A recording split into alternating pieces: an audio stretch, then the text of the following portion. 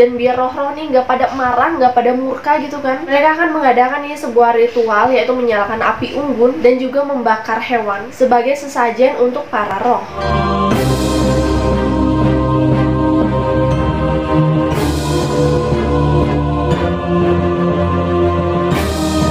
Hai, welcome back to my YouTube channel, dan thank you buat kalian yang sudah klik video ini. Nah, karena hari ini juga bertepatan sama hari raya Halloween, jadi aku akan membahas mengenai dari mana sih munculnya Halloween, terus kenapa sih identik dengan hal-hal mistis, terus kenapa warnanya harus hitam sama orange, tujuannya apa. Karena emang sih sebenarnya perayaan ini nggak ada di Indonesia, tapi kita cuma kayak ngikut-ngikut aja ya keseruannya. Bahkan di Indonesia, Halloween ini dicap sebagai malam pemujaan setan. Nah, kira-kira bener nggak sih seserem itu? Tapi sebelumnya aku mau ngucapin dulu happy Halloween. Ya walaupun kita nggak kemana-mana ya, cuma bisa diem doang di rumah tuh, nggak bisa party-party pakai kostum-kostum serem gitu kan ya, karena terhalang pandemi gini. Semoga aja tahun depan ya udah normal lah semuanya, nggak ada istilah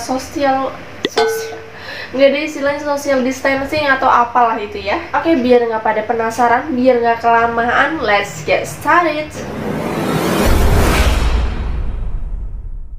Nah, untuk yang pertama aku akan membahas mengenai sejarah kemunculan dari Halloween, terus juga warna identik dari perayaan hari raya ini, yaitu orange dan hitam. Nah, jadi ternyata tradisi Halloween ini berasal dari kaum Celt, yaitu bangsa pagan yang mendiami Britania Raya dan juga Prancis Utara sejak 2000 tahun yang lalu. Nah, jadi di sana mereka ini nggak pakai kalender kayak kita gitu ya, yang warnanya hitam, merah, terus giliran lihat warna merah pada seneng banget gitu kan ya. Jadi nggak kayak gitu, mereka pakainya kalender Gael, yang mana tahun baru di sana jatuhnya pada tanggal 1 November. Nah, pas tanggal 31 Oktobernya nih, mereka akan mengadakan perayaan Samhain atau yang disebut juga Calan Gaeaf. Ya mohon maaf kalau salah baca ya, aku tulis di sini. Samhain ini kalau diartikan berarti akhir dari musim panas ya, yang menandakan juga akhir dari kehangatan musim panen dan awal dari dinginnya musim salju, yang mereka anggap juga sebagai musim kegelapan dan kematian. Makanya Halloween ini mempunyai perpaduan warna orange yang menggambarkan musim panen dan juga kehangatan gitu kan, dan warna hitam yang melambangkan kematian. Dan menurut tahayul kaum Celt yang mereka percaya nih ya, dunia orang hidup sama orang mati ini akan bersatu pada malam Samhain, tapi yang mana mereka justru menganggap ini bukan sesuatu yang serem gitu, dan mereka malah menyambut nih kedatangan peri-peri dan juga roh-roh yang mereka sebut sebagai Aosi yang datang ke bumi sebagai peramal masa depan. Dan biar roh-roh nih nggak pada marah, nggak pada murka gitu kan, mereka akan mengadakan ini sebuah ritual, yaitu menyalakan api unggun dan juga membakar hewan sebagai sesajen untuk para roh. Dan selain itu mereka juga akan menggunakan kostum nih dari kulit binatang dan juga kepala binatang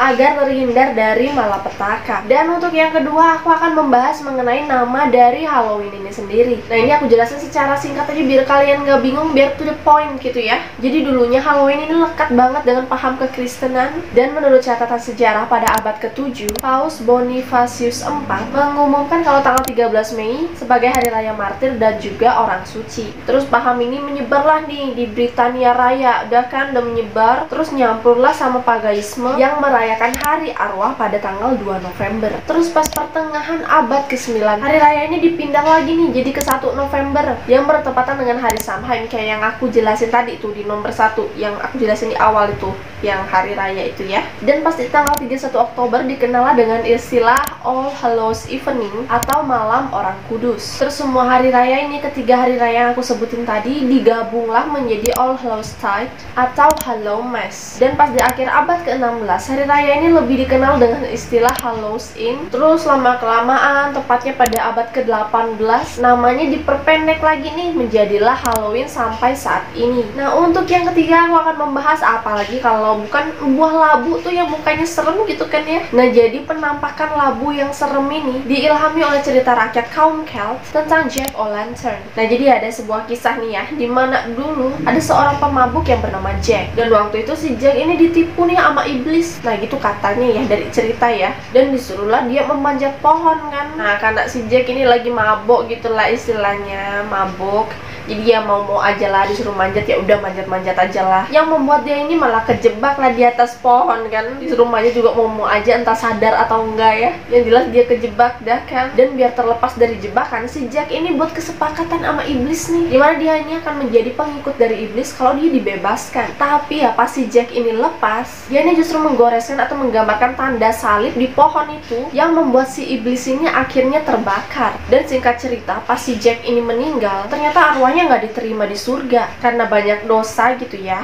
Dan si iblis yang dendam sama Jack ini melemparkan bara api dari neraka ke arah Jack. Dan untuk menghindari gangguan dari iblis, akhirnya si Jack ini memutuskan untuk turun nih dia ke bumi sambil membawa sebuah lobak besar yang di dalamnya ini diisi bara api sebagai penerangan jalan. Nah, karena cerita inilah lampu lobak ini berkembang luas kan, bentuknya pun akhirnya berkembang, bahannya pun akhirnya berkembang menjadi sebuah labu yang katanya ya sengaja dipilih buah labu agar lebih mudah diukir. Jadi itu mereka ukirlah menjadi bentuknya apa tuh, kayak wajah yang serem-serem gitu kan, terus di dalamnya diisi lilin. Nah itu, jadi mereka pilih labu biar lebih gampang gitu ya. Dan lampu labu ini disebutlah sebagai Jack-o'-lantern. Dan yang terakhir aku akan membahas mengenai trick or treat. Nah, kalau Halloween terkenal banget kan dengan tradisi ini, dimana mereka juga sering menyebut sebagai permainan yang dimainkan oleh anak-anak di Inggris, dimana di sana anak-anak yang kurang mampu akan meminta-minta nih makanan ke orang-orang kaya, dan orang-orang kaya atau keluarga-keluarga kaya yang datengin sama para orang yang kurang mampu ini, anak-anak yang kurang mampu ini, akan memberikanlah kue yang disebut dengan kue jiwa. Nah, ini kayak sebagai imbalan karena anak-anak ini mau mendoakan sanak saudara mereka yang sudah meninggal. Terus kalau di Skotlandia, Irlandia, dan juga Amerika, permainannya ini agak sedikit beda. Jadi anak-anak di sana akan memakai kostum hantu nih, kostum yang serem-serem,